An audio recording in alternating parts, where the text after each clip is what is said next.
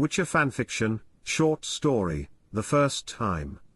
Written by Irene Marras. The first time. The attack had started completely unexpectedly. Riana had woken up when Gage had come to wake her. Get up. We're under attack. She had gotten to her feet, not quite realizing what had happened right away.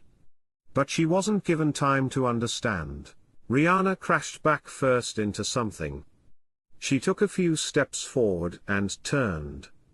Behind her was a soldier, a human. He raised his sword. Riana? Gage pushed her aside and plunged his own sword into the human's side. The man fell to the ground, eyes glazed over. His blood was splattered all over Riana, on her clothes and face. She could only stare, her eyes wide. Gage yanked her by the arm and started to pull her forward.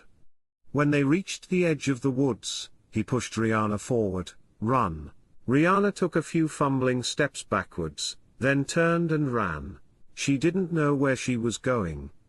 She just let her legs carry her forward until she could no longer hear the sounds of battle. Then, at last, she stopped in the middle of the dark forest, her breathing heavy, fear pounding inside her. She was not a fighter. She was a healer. She had seen death, but never before like this. She had never been in a fight before. Riana leaned forward, hands on her knees, trying to clear her thoughts. She wiped her face. Though she couldn't see the blood in the moonlight, she could smell its metallic scent.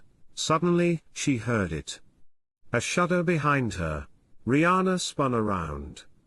Someone was approaching her. In the moonlight, she made out a figure. It was a young human male, barely 16. The young man approached her, sword ready to strike, eyes burning. Riana did not know when she had drawn her knife.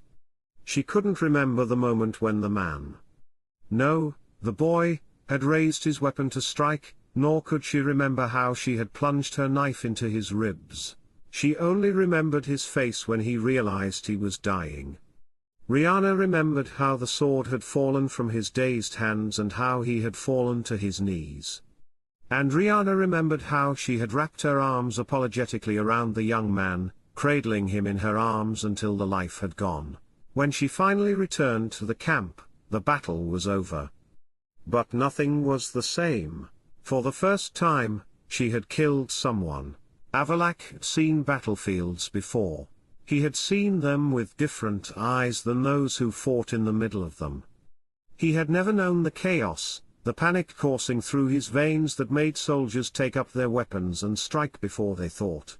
He had never felt the fear of death. And that was why he had never been a soldier. He stood at the edge of the forest, hidden in the shadows of the night, and watched. He saw men falling, men killing. He saw how war swallowed itself, how it devoured bodies and spat out only silence. But he was not here to watch the war. He was here to see her. Riana had escaped. He had seen the leader of the square grab her, pull her along and push her away. He had helped her survive, but those who run don't always get away. Avallac'h knew that Riana was not alone. And so he followed her. A young soldier. His steps were hesitant, but his gaze burned. He was no killer, but he was made to be a soldier. Avallac'h waited. He waited for Riana to kill. He knew it even before the young man had raised his sword, even before Riana had drawn her knife. He wasn't fast enough to escape, nor experienced enough to win. It was necessary. It was part of the war. But Avallac'h didn't wait to see what happened next. Riana didn't just kill. She took him in her arms. She didn't just stand over the body, move on, not even stop to stare at her bloody hands.